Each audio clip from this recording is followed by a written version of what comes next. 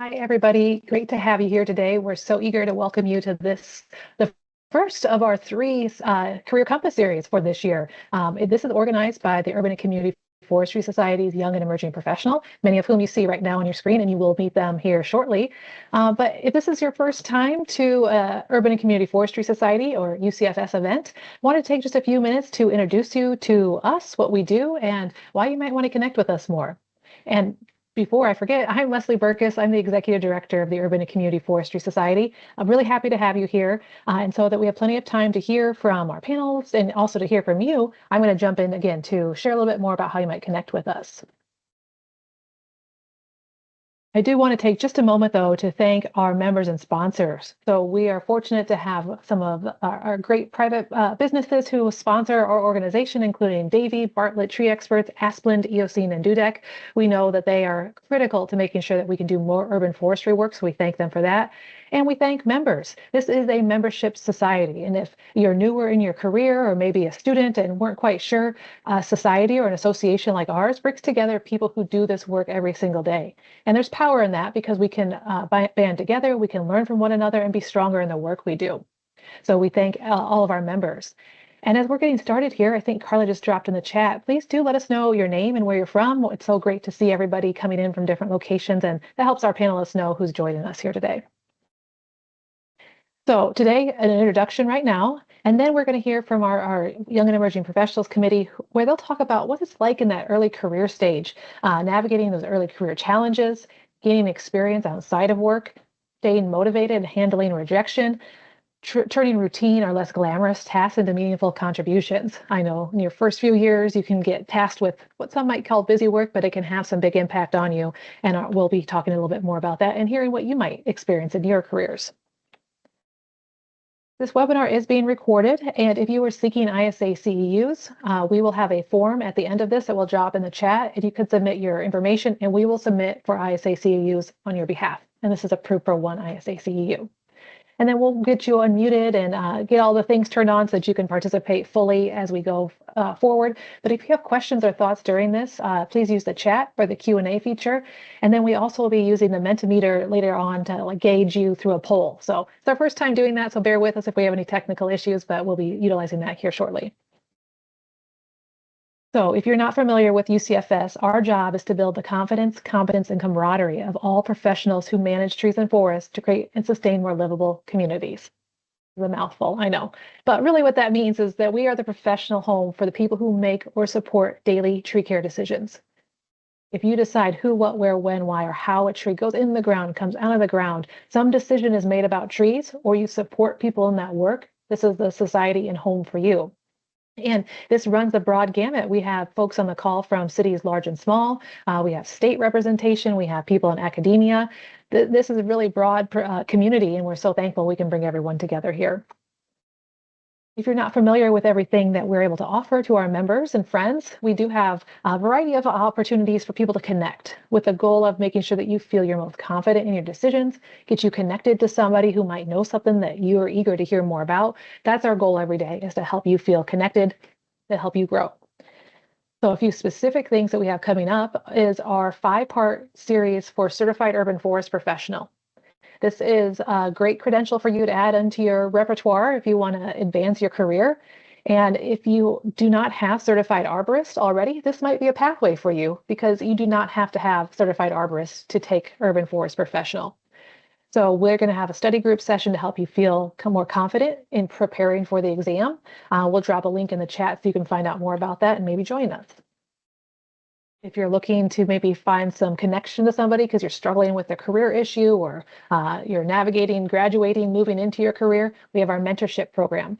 And this is a members only opportunity, but if you're not a member now, let me know. We can help navigate that and get you connected with somebody who can help you maybe provide a little bit more experience and know-how about how they navigated similar issues. And then finally, we have our annual conference upcoming in St. Louis, Missouri, and we have lots of students join us. We have lots of early career professionals. This is where the tree people are. This is where you get to feel connected with others and maybe not feel so alone in your work. It might be a great place to make some job connections or connect with people who you might be thinking could help you navigate your career down the line. So this is coming up in St. Louis, and if you wanted to present, we're seeking calls for proposal right now. I mentioned at the start of this that this is the first in a series of the Career Compass for this year. And so the next one's coming up are on July 9th, New Managers and Accidental Leaders, and October 1st, Career Growth and Big Picture Thinking. Those are posted on our events page, but we don't have the registrations up yet. Those will come. Stay tuned. We'll follow up with you. So with that, we thank our members. Thanks so much. If you are a member or have been a member in the past, we hope that you'll rejoin us soon. If you've never been a member, there's no better time to join us. And with that, I'm going to give us a little bit more overview and then turn it over to each of our speakers. We'll be starting our roundtable with Greg and Alex, who will talk about the first 5 years, what no one tells you. Then over to Savannah to talk about how to turn small tasks into big experience. Stephen wasn't able to join us today. And then Carol will talk about breaking in without burning out. So how about a team? We introduce each one of you first, and then we'll have Greg and Alex take it away. So let's start with Kara, and then we'll kind of go from bottom to top. Kara, could you introduce yourself? Yes, I am Kara Specht. I'm with the South Carolina Forestry Commission. Been here for 5 years, and I'm the Coastal Region Urban Forester. So I do have about 12 counties that work under me. And I'm a certified arborist and a tree risk assessment qualification. And I did my bachelor's at SUNY ESF in Syracuse. Thanks, Kara. Savannah? Hi, everyone. I'm Savannah Winstanley. I'm the ecosystem and asset analyst for the city of Winter Haven, which essentially covers a broad range of things from stormwater to public works, asset management, and urban forestry. So kind of a jack of all trades person. Thanks, Savannah. Alex? Hi there. My name is Alex Sanaki. I'm a graduate student at Oregon State University in the Department of Forest Ecosystems and Society, where I do urban forestry research, and I was happy to see there's another OSU student in the chat. Thanks, Alex. And Greg? Hi, everybody. Greg Saltwich. I'm the village forester of Downers Grove, Illinois. I have about 18 years experience in urban forestry now. I'm a board certified master arborist. I got my undergrad from Oregon State as well. Go Bees. And yeah, looking forward to talk to y'all. Thanks. Well, as you can tell, we have a wide range of experience, different levels of experience, and how long each person's been in their career, where they're representing, state, cities, academia. So with that, I'm going to turn it over to you, Greg and Alex, to talk about those first 5 years and what no one tells us. Thanks, Leslie. First thing we want to talk about is when you first enter your career, the first 5 years out of school, out of high school, however you got into your first role in the field, whether it's public works, county level, consulting, you name it. We all know urban forestry is a wide array of domains, skill sets, fields, etc. A lot of times these first jobs can be pretty daunting. You might feel like you have a little bit of imposter syndrome a little bit. You're trying to figure out how you go, what's your role, what's your job description. A lot of that can play into how you view the field and what you want to do going forward. It can heavily influence the pathway you want to take. Alex, do you have anything you want to add? Sure. Yeah. I guess before this meeting, I was doing the math and I realized I'm in the first 5 years of my career towards the tail end, but still in that initial leg. And yeah, I was thinking that how I approached it was sort of a three-pronged approach where I was always looking for relevant work and participating in professional development and pursuing education. And I think why that was an effective strategy for me was one of the things they don't tell you about entering this field is there could be time where the work dries up or you can't necessarily get an entry-level job that you're hoping to get. So how I dealt with that challenge was I always had these backstop approaches. So if I couldn't necessarily get my ideal urban forestry position, I was always taking classes at night or finding other ways, volunteer opportunities to maintain the sort of professional development track. And the one thing I wanted to mention for people who don't have your initial ISA credential is it's really helpful in those early years to be seeking out as many opportunities as possible to start building your hours to be eligible to sit for the exam. So that was one thing I was always trying to be conscious of basically from the start. And yeah, lastly, I would say that for me, I'm still in an academic environment. Education has always been a really important part of that, but I think that looks different for different people. But it's a helpful way to supplement the training you're getting in the workforce. Yeah, 100%, Alex. It's super important if you know you want to be in the field and certified arborist is going to be the pathway you want to take. Like Alex said, it's super helpful to be in the field in some capacity to keep your hours and time boosting, because ISA is very strict with checking that. They do follow up. They want letters written from your employers and previous employers for you to sit for the exam. I fell into my career kind of by accident. I always knew I always wanted to work in forestry, but was told in high school there's no jobs. And I wasn't the best student in high school because I just different priorities, wasn't the best learner at that time, but I found something I'm passionate about and ate up every opportunity I got. Eventually got my ISA cert, and then kept growing from there. So I started from the ground up, no pun intended. I know a lot of people in this industry start off as a ground worker. If you're doing tree crew or public works, a lot of times you're not doing some fun jobs. One of the things I wanted to touch on that really helped me in my career was doing the stuff, the unsexy things first, because you see what goes into the work. And the super important thing now as a manager of a pretty decent sized town, we are very reliant on contractors. And coming from that background of doing the physical labor part, I have a very good rapport with my contractors. It's always about mutual respect and remembering. I always try to remember where I came from. At the end of the day, they are an extension of you, and that's a relationship you want to have a good one with your contractors, because a lot of times in the middle of the night after a windstorm or some tornado, hurricane, whatever, they're the ones you're going to call for backup. And if you have a good relationship with them, that's extremely important.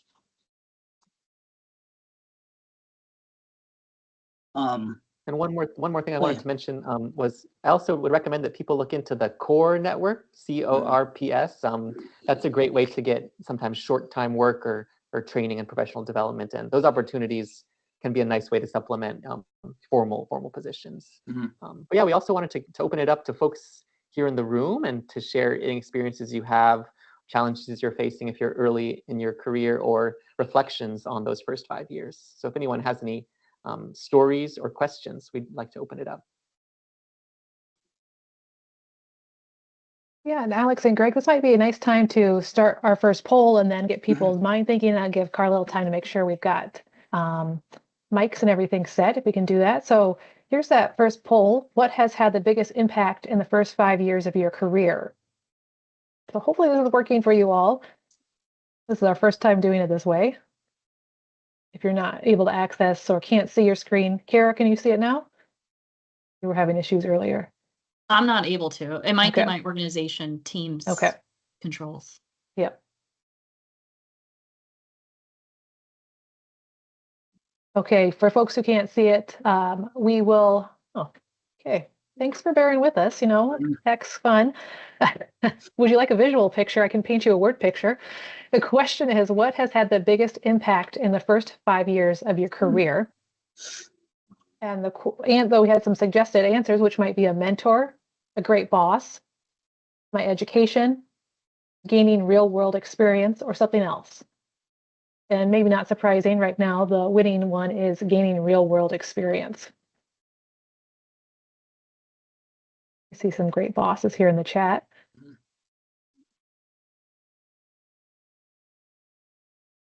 I can honestly say I'm a little torn from that poll, because I feel very fortunate to have had all that in my career. I've had good bosses, I've had great mentors, and I always try to give them credit all the time, because I wouldn't be where I am today without their influence and challenging me to make me better. So, Leslie did touch on the mentorship program, which if anyone has not looked into that, it is extremely, extremely rewarding, both to be a mentor and a mentee. I've done it for 2 years, and I still am in touch regularly with both of my mentees that I talk with. It's a great resource for people, whether you're new to the field, you're in a rut, you're trying to figure things out. It's just another tree person you can bounce ideas and thoughts off of, and that helps. It really does.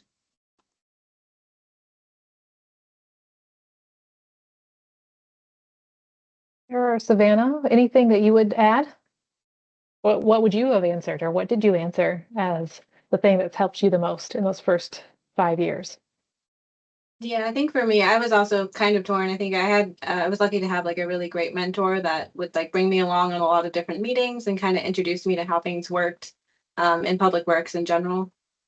So I think that's really important. But then also just being in the field and getting that like boots on the ground experience is invaluable. Yeah, I think yeah, making connections definitely. Previous to South Carolina, I worked in Florida with the Forest Service. So I've touched, and I'm from New York originally, so I've crossed state lines multiple times.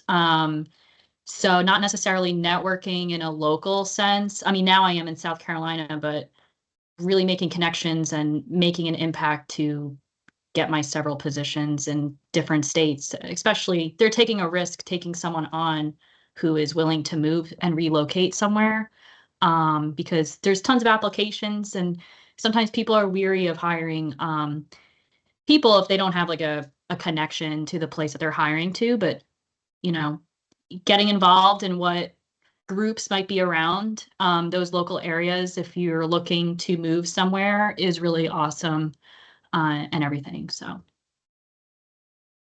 Yeah, I think Yeah. another thing I would add is just like staying curious in those first 5 years and kind of following where your interests are taking you and keeping an open mind. I started in this career in like a stormwater water quality aspect, and now I'm being like moved more towards urban forestry. And I think that's largely due to just me speaking up about what my interests were, like following different grants for urban. It started with just doing an urban forest inventory and then developing a plan from there. So I think just kind of following where your curiosity takes you. Well, for attendees here, the question is still open for you all, and we have allowed mics. It should work for you. So if you want to raise your hand, we can call on you and then bring you off mic if anything comes to mind for you.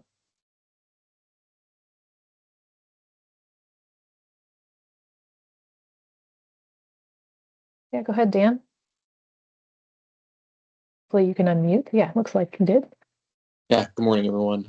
Dan Canella. I work in utility veg management for PG&E, and that is also how I started my career, although I'm in a slightly different position than where I started. And I'd say that my education, which was a bachelor's in environmental management and protection, and then a master's in city and regional planning, was pretty critical for getting in the door for the first job. You know, showing them that I had the knowledge and that I could show up to classes and, you know, do all the administrative tasks that were required to get through degrees, which apply very well to, you know, having to show up at the same time every day and be consistent. And then I'm just about 5 years in now, and once I got in the door, everything after that was about connections and my experience. So education will get you in the door, probably for that first, maybe second job. And then once you're in the door, it's going to be, you know, how well are you doing? Can you get references? Can you get people to vouch for you? And who can you find to, you know, open the door for you to another position? Thanks, Dan. And networking is super important. Anytime there's conferences, whether it's your local ISA chapter, UCFS stuff, go. Take the time to meet people, talk to people. A lot of times we all have the same problems all across the country, no matter where you're at. And talking to people, seeing how they're dealing with those issues can be extremely valuable. It's just, and it's at the end of the day, just talking to other people about stuff that you're super passionate about helps. It can help with everything if you're feeling stuck or anything. Thanks, Greg. Well, I think we need to transition to Savannah here. I will say that I've been in my career for quite a while. I have a marketing degree, nothing in trees, but here I am with nearing 20 years of experience in urban forestry. And we've talked so much about connections. I think putting yourself out there through volunteering and maybe sitting on committees or things like that, people are eager for folks to show up. And if you raise your hand, folks will often want to say, yeah, we want you here. And those are those connections that everyone has mentioned here, and not feeling intimidated about asking somebody for their help or asking them to help make a connection into a company. People love to help. And so it's just a matter of reaching out to them. Savannah, I'm going to kick it over to you, and you're going to share a little bit more about how we turn small tasks into big experiences. Yeah. So as I mentioned, I started out in my career kind of in a water quality stormwater role.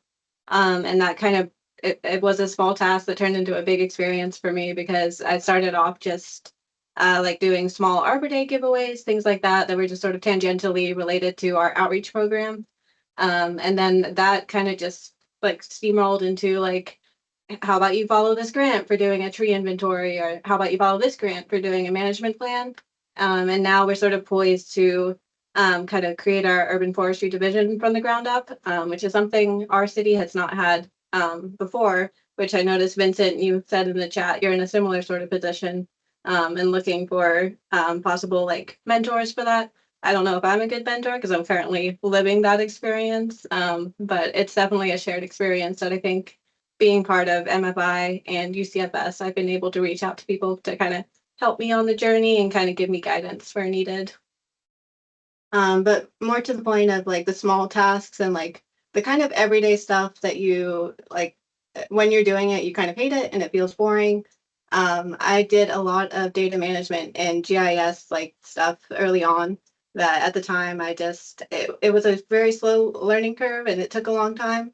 But that has really formed like a really big foundation for my career moving forward. I also think it's a really good transferable skill. So if I was to move out of like natural resources, there's a lot of different applications for that skill set. Another thing is just like attending project meetings. I know, I'm sure everyone here loves a meeting, and often it feels like it just goes on and there's a lot of like circling around the same subject. But now looking back as I'm like managing some of these like wetland projects and things like that, those like paying attention in those meetings early on and having good notes kind of like taught me how the sausage gets made and what the contacts are that you need to kind of get things done.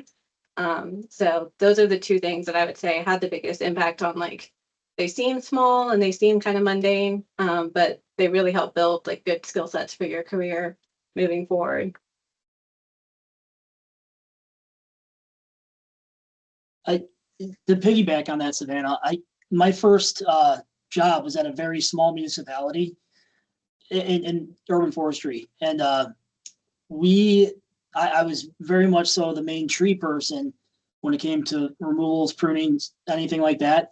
But then we were so small, I would insist on other jobs all the time, like stormwater installation, concrete, asphalt work. So being exposed to stuff like that has helped me long term in my career because I know what the sidewalk engineers have to do, what they're trying to do in these stormwater projects, and always be open to in your roles to learn more, to see the other side of the curtain. Like Savannah said, find out how the sausage is made.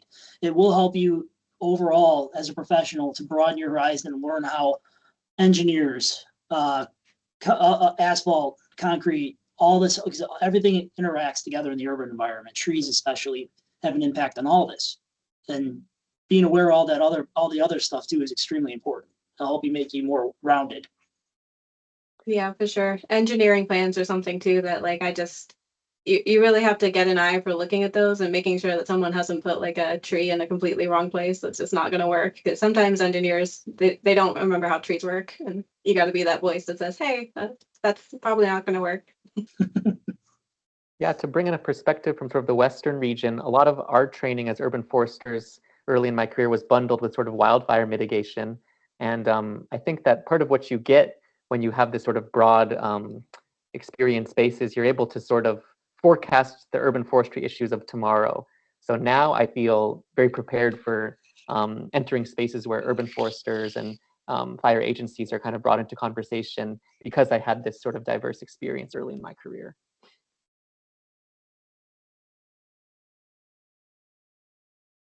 Sarah, anything you'd add? Any thoughts come to mind for you? I just put in the chat something for Vincent. Just to be on a realistic time scale sometimes. Oh, my dog's coming up. I don't know. I feel like there's a lot of administrative work that, I wasn't planning on doing, like reports and stuff. that are pretty mundane, but on the greater scheme of things, a lot of these reports, especially at the state agency, are being presented in front of, people at the state Senate level and everything. So even though you can only catch maybe in 4 sentences of what your program is doing, it's really important to see how the taxpayer money is being utilized for the state Senate and everything. But it can be really difficult because they want to especially this past year, right? Certain buzzwords have been omitted. We can't use anymore. And so it changes year to year of oh, that word kind of has a negative connotation. So there's a lot of challenges to just this little 4-sentence report, but it has a big impact for funding our programs and perpetuating how important it is, not just for urban forestry, but forestry as a whole in our state. So, yeah. Savannah, was there anything else you'd like to add, or would you like me to launch that poll to have some feedback from the group? Yeah, I think it's a good point to kind of put it out to the group and see what other experiences are out there.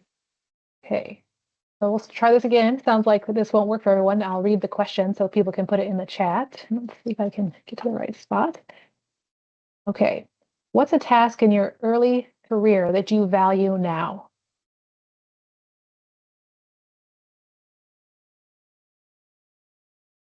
So along the lines, it could have been something that you this really sucks. I can't believe someone asked me to do this. And now you look back and you're like, oh, I get it now, or this really helped me.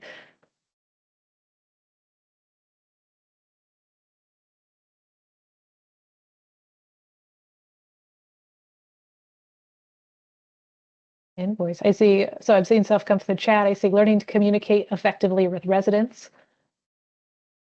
Anybody have any experience with that on this call? Yeah, I think that's a big one. I think, especially in city government, you're interacting with residents all the time, and they don't always have the same opinions as you. They often, I just had a resident call this morning where someone wanted to get rid of a beautiful, perfectly healthy live oak because she doesn't like the pollen that gets on her car. But I mean, you got to learn to just kind of keep an open mind and talk to these people. And we're talking to her about replacement options that maybe won't be so messy with the pollen. So I think just learning to kind of put your own opinions aside and really relate to people and not make assumptions about where they're coming from is an important. Social skills are more important than I would have thought. With going to school for biology, you learn about plants and you don't realize you need those people skills too. And I'd just add, especially in your early career, it might feel like you need to set aside or accommodate folks, but your job is to represent the urban forest and the trees that are there and to make sure that everyone gets to enjoy those benefits. So it can feel a little intimidating, I think, going to talk to residents, but like Savannah is saying, maybe just showing up in a way to be willing to hear, representing your side of things because that's your job and it's a really important job, but then seeing what kind of middle ground you can find, or maybe the issue that they're really complaining about is not what you thought it was, or they just want someone to listen to them. And that might be all that's really happening right now. So I see a few more things coming in here. Greg, you just came off mute, so go ahead if you had something you wanted to add. I was just going to touch on, there's a couple of people here who took classes at Oregon State. And one thing Dr. Reese always preached was we manage people, if not as much, if not more than trees. So having people skills and being able to talk to people is extremely important in this field. Yeah. So I see, Dan, I see your hand up, but I'm going to go through a few of these, then we'll have you come off mute. But the other things I see posted here that you can also read, but it says managing, organizing, and keeping track of data, clients, and trees, that admin work. Accepting a role that was much more emotionally and socially difficult, didn't pay more, but built unusual and valuable skill. Communicating work clearly between residents and contractors to make sure it got completed in the way it was expected. Yes. And I think not making assumptions that someone understood, because again, your job is to care for those trees and make sure people can benefit from that. And assuming that someone heard you correctly might not be the case. And so just being really clear. Not cutting corners, showing up when you say you will, and report writing has become more extensive for me. And understand that feelings play a major role in residents, our colleagues, everything. So I'll stop sharing here. Dan, do you want to come off mute? Yeah, thanks, Leslie. I actually specialize in precisely this. Most of my professional experience has been working in customer interferences or refusals in utility vegetation management, both locally on the ground and then also now assisting with the most difficult cases across all PG&E territory. And I'm also on the tree committee for the city of San Luis Obispo. So that comes with a lot of, folks that are agitated or frustrated, depending on what the situation is. And so that's just all I do, is deal with people that are anywhere along the spectrum from, sad to enraged. And the thing I found, which I partly took from a book and partly from my experience, is people want to feel heard and they want to feel like they're in control. And those are the two biggest things. It's just don't go walk into a situation and assume you know what their problem is or why they feel the way they do or why they're saying what they are saying or why they're interfering with work or coming to this meeting. Just ask them. Just be interested, be curious, right? As with any other social situation, just have interest in what they're saying, how they're feeling, and let them explain it to you. That'll go 75% of the way towards them, calming down and feeling like you're actually paying attention. And then after that, once they've explained it, they've had their say, they've calmed down, then you can have a conversation about it, and you can, utilize your knowledge as well as your empathy and saying, hey, I've been there. I would feel the same way about that. I do feel the same way about that. Here's something we can offer you, or here's a way we can work around that. So yeah, just listen to people. That will take out 80% of the heat. Thanks, Dan. I think it's an important conversation because I think a lot of times in our early careers, this can be something that is placed on people. Like your job is going to be to go out to along the street and find out why that homeowner is upset, or you might be that frontline worker. You might be on outside marking for tree locations along a city street, and the homeowner comes out and is upset, and you might not feel equipped to handle it, and could bring in a boss or supervisor to help navigate it. But like Dan said, and others have, listening first, because so often people start answering a question they think they've heard when it's not the issue that was at hand. So just being ready and stepping back and no, it's not about you. It's something else here, and being willing to listen to what's being said. Anyone else have anything to offer from our panelists or any of our attendees?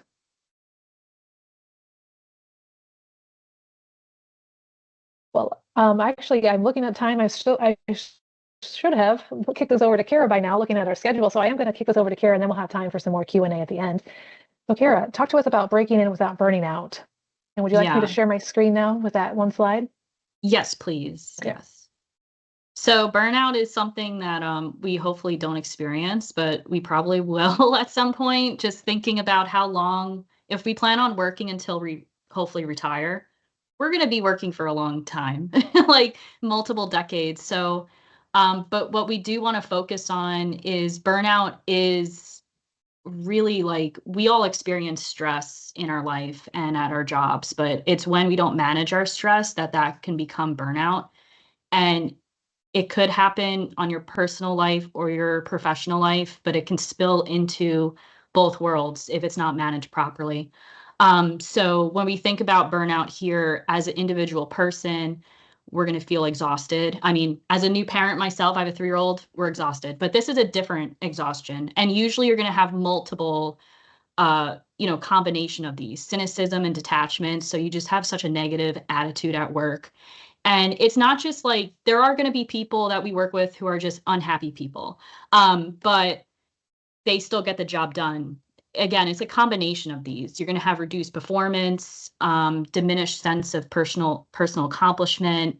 You're not going to really want to go to work. Probably you're just going to be like, I get rejected all the time on my projects. Like, I'm just getting roadblock after roadblock. We do see this on a agency-wide scale. So we've heard about it during COVID with healthcare workers. So you could just imagine what they were feeling, but at a large scale. This year we've seen TSA agents air traffic controllers during like government shutdowns and what they're expected to do and how they have to pick up the slack of coworkers not coming in. And of course, those are like really extreme examples. And we have the educators also. Especially in South Carolina, many people actually leave like the education world to even change careers. But this doesn't have to be that drastic. I'm not telling you like you can't work where you're working right now, because it's usually can be manageable. But those are some extreme examples. Because again, stress itself is normal, but you want to be able to have like a sustainable long time career, and you want to have like a good personal life, work balance, energy, sense of motivation, and you want to keep your health in check because obviously stress can negatively affect your health. And of course, there's going to be times in our life, like we all have certain periods of the year where we know like we have to be on way more than how many hours like we're allowed to do. But then there's unexpected weather events that we have to deal with. And I do want to say, if anyone here, like Greg, if you have something, or Savannah or Alex, about weather events and unexpected emergencies where you have to kind of manage that and how you can help even like a whole crew around that. Yeah, I can add to that, Kara. In a severe weather event, number one, most of the time they happen in the middle of the night when everyone wants to be sleeping, so no one wants to be there already. And then you're automatically thrown into some of the most dangerous conditions possible, down power lines, trees in busy streets, stuff like that. It's important to always, as an industry, we are taught we have to do job briefings before every job starts. It's important to do those because if everyone knows the clear roles you're performing, that will help take some of the stress out of that type of situation and continue that through. Always in a major storm event, you need to make sure everyone's getting their water, they're taking their breaks. Also, as managers, you need to know when to shut your crew down and switch gears. Like my department's still involved in snow too. So like we have 12-hour shifts where we shut them down at 12 hours. That's 7 a.m. to 7 p.m. then 7 p.m. to 7 a.m. So in events like that, it's good to have some type of structure so people can take a step back, go see their families, get some sleep, recuperate, and then be ready for the next day. Otherwise, you're gonna get burned out.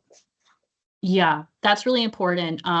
I know different jobs vary with like PTO, but I do know people that are arborists in towns. And, I know the Masters is in Georgia. It borders one community I have, and they do a whole 2 months planting just for that one weekend. And he makes sure he takes some time off after that because it's just so much stress. Everyone is on call for those 2 months to make sure it looks pretty and stuff. But that's always planned. We have conference seasons and stuff like that. We have holidays. A lot of people are out of the office during those holidays, and sometimes you're taking on a lot of tasks. But a lot of times, like burnout again can happen with several factors. You might be working up against a uphill battle, just like someone commented before. Just not getting buy-in from leadership, from other stakeholders is really discouraging. But trying to have more realistic expectations. Some things are out of our control. Some things are bureaucratic. Unfortunately, you might have more lack of organizational support, heavy workloads. Of course, a lot of demands, administrative. You might have clients, customers, citizens that are always up your butt about things and really passionate, and you're passionate as well. And not being able to see their perspective. And that could bog you down to personality clashes within the workplace or with these outside players at play. And so you might be going into repeated roadblocks. You feel like you're putting a lot of effort out there and you're not getting anything back. And there's a lot of different outside factors, just financial distress as well. Just like low budget and what are we supposed to do with this low budget and stuff like that. I know this past year, a lot of stuff with the IRA grants just turned, a lot of people into pausing their projects and like, what are they supposed to do now? And, feeling like they're not being heard or supportive from the bottom when a lot of stuff is going up above them. But some of the most important things to realize is like a lot of your personal habits and managing stress is really important. So like, I know it sounds silly, but you need to get your sleep. It can be tough when you have young kids or you're caregiving an older parent when things are happening at all hours. But moving your body too. I know some of us are working outside and maybe you need a break in the truck, the opposite, because you're on your feet the whole day or you're walking around the whole day, blasting the air conditioning and the heat, or just jumping into a warm spot when it's really cold outside. Maybe doing that as a whole crew if you're out with a whole crew, pre-planning that for the day. Eating consistently. I know a lot of people like to power through lunch. But it is really important to have those habits. Alcohol too, like those happy hours, those like after work beers with your crew. Again, we all know how alcohol negatively affects our sleep and our moods as well. You know, making sure that you have small tasks with a big project, like as Vincent had put in, like he has this big idea and sometimes you need to bounce ideas off of like, well, we can't get there yet without doing like X, Y, and Z. And you might need to bounce that off of different people. And that does bring me into like workplace relationships. It can be hard because you might be like on paper, you know, during council meetings or whatever, you're just like not vibing with one department. But if someone else is working in the same breath of you, but they have a more positive experience at that time, they're not as stressed out, but you are, you're able to like kind of have that commonality because they might have experienced, you know, a similar situation working at your company or agency. But if anyone else has anything to add, if, you know, really high stress periods that they remember or tools that they use, you know, that would be great. I know just one quick thing is I like to have slow mornings, and on mornings where I feel rushed, I just am not setting myself up for the day. So I am a little bit more irritable. You know, maybe I'm just like actually more tired than I was if I had gone up earlier and everything. So that's something I do. But if someone else has something to share, personal anecdote, that would be great. Yeah, I How think about as people start responding, I launch that poll so people can start putting things in for in the Mentimeter and then kick over to Savannah here. So 1 second, Savannah, I apologize for jumping in like that. Nice. Yeah, I think I was just gonna say, bouncing off what you were saying, Kara, something that I've been getting better at, but I used to be terrible at, is like kind of accepting a flexible schedule. And moving into management, it's something that like I like to offer.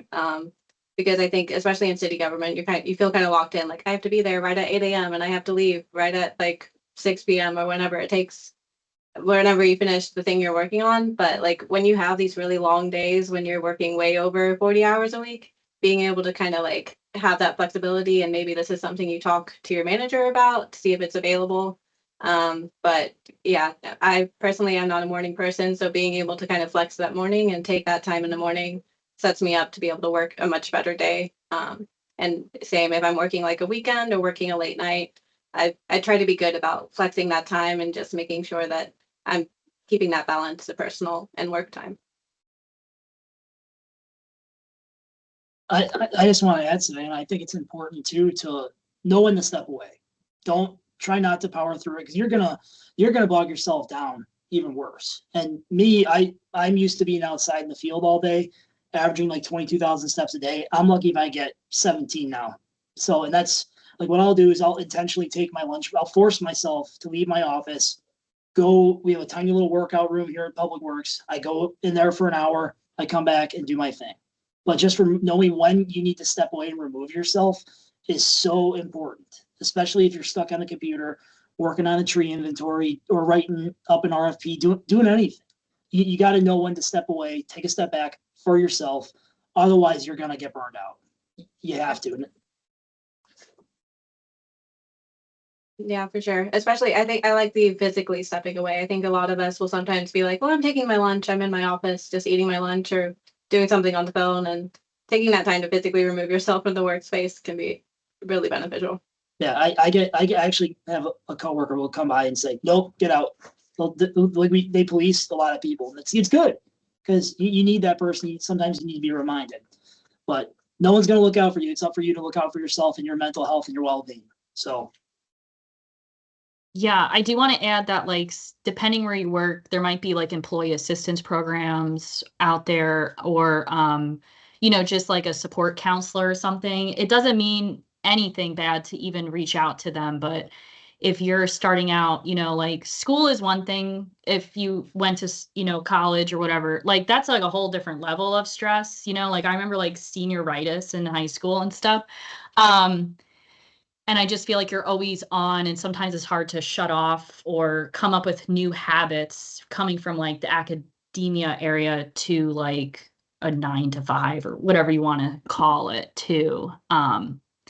So yeah. And I would say too, Greg, like, yeah, having that support network in the office, they don't even have to be related to what you do, but like, oh, they're going out like for a walk after lunch, even if it's just around the parking lot, like, let me join them, you know, just to get outside, or not just taking bathroom breaks, but getting up, doing some stretches even is good too. If anyone is office bound, highly recommend getting a standing desk, number one. Number two, on Amazon, you could get like a really nice like small little treadmill to get some steps while you're actually working. I have one that actually works pretty well. So find little ways that help you it helps keep focus and gets you the positiveness you need to get through your day sometimes. Yeah. And I Are do you see on it right now, Greg? I'm not. Yeah. I am standing, but I'm on not on it. It is kind of loud. When I use it, I gotta shut the door because it gotta be respectful. This is a shared building, so. Yeah. I do want to say Cody has something about having friends or social groups that are disconnected. They're like a really good meter on like, wow, you really don't like your job, or like they can recognize things, because sometimes you may not be the only person who could be negative. Again, I do talk about that unhappy coworker. Doesn't mean they're burnt out. They're just like a negative Nelly all the time. And, when one person's negative, it's very easy to feed into that negativity and have that perception. So, do bounce things off with your friends. They notice things about you that you don't notice yourself. Yeah, just on the topic of social support, I want to prop up something that Carla told me a few years ago, which is, while you're networking, it's good to network for sort of opportunities and potential jobs, but also it's good to meet people in the industry just to chat with and kind of have more candid relationships. So as you're kind of building out your social support network, that's another kind of area for relationships that can be helpful to avoid burnout. Yeah, like scheduling a lunch every quarter with them or something, not just limiting yourself to seeing them at a conference, or even just a phone call. That's really helpful. Yeah, I think it's a good time to put a plug in for UCFS, because this is your tree people. These are people who know you and understand you. And it's such a unique role, and it can feel kind of lonely sometimes. So being able to connect with folks that you can commiserate with, who are like, yeah, I've totally dealt with that, and it sucks. I hear you. It's not the most fun part of this job, but we're all in this together. So it's great advice, Alex. I appreciate that. Well, as we're coming to the top of the hour, I appreciate all of the feedback here. Kara, thanks for talking about that. Thinking about stress versus burnout, because you're right. There are stressful times at work that, unfortunately, is normal. We all experience stress sometimes. It can start to veer towards burnout. So knowing the difference is really critical, I think, in those early years of your career. Does anyone have any questions for our panelists? Something that we haven't answered, or something that was on your mind when you signed up for this? We'd love to hear. Feel free to use the chat or raise your hand.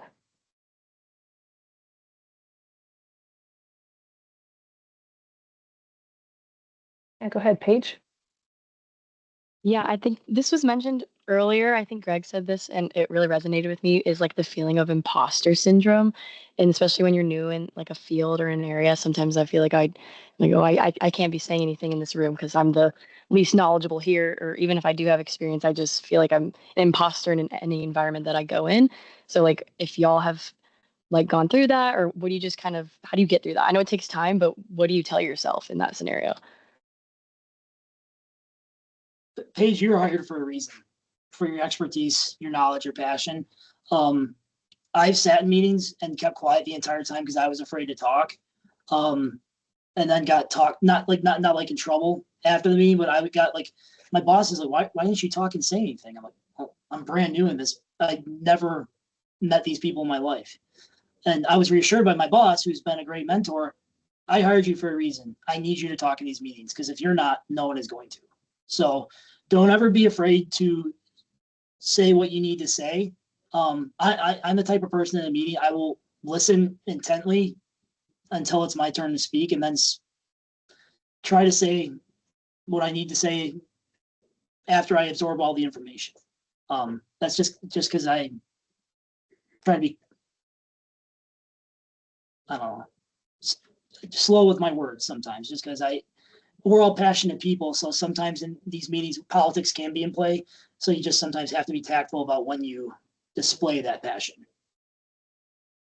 Yeah, I think I'm similar. I've always been someone to just kind of sit and absorb information. Mhm. And I definitely, Paige, like related to like what you're saying when you're sitting in those meetings and you like don't know if you should speak up or you feel too inexperienced. And I think something that I like came to realize is often even if you're inexperienced, the question you have in your mind or the questions you're going to ask are going to add something new to that conversation, because often people are in a room and they're kind of in a silo and they get in the flow of how things have always worked. And they kind of need that person to speak up and say, hey, why do we do it this way? Or, hey, like, what is that? What are you talking about right now? To kind of add some air into the room and some freshness. So A lot of times in the rooms we're in, we are the subject matter experts. So we need to provide that feedback. Like you said, Savannah, it's important.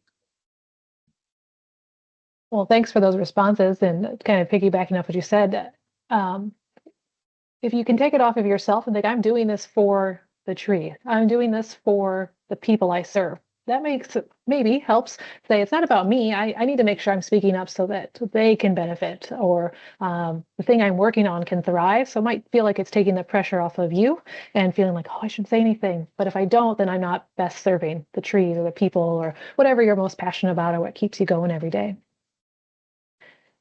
Well, we're approaching the top of the hour, and in the chat, Carla has put two things. If you scroll up just a bit, there is a feedback survey. We'd love to hear about what you think of this format. We've done these career compasses all last year, and so really benefit from hearing if you think this was helpful, what we should add in the future. So take a few minutes and respond to that survey. And then if you are seeking ISA CEUs, the chat or the form is in the chat now. So you'll fill out your name, email, and your CEU number. Be sure to get that as correct as possible, because if we don't get that submitted correctly, then you won't see that on your CEU form. So make sure that information's in there correct.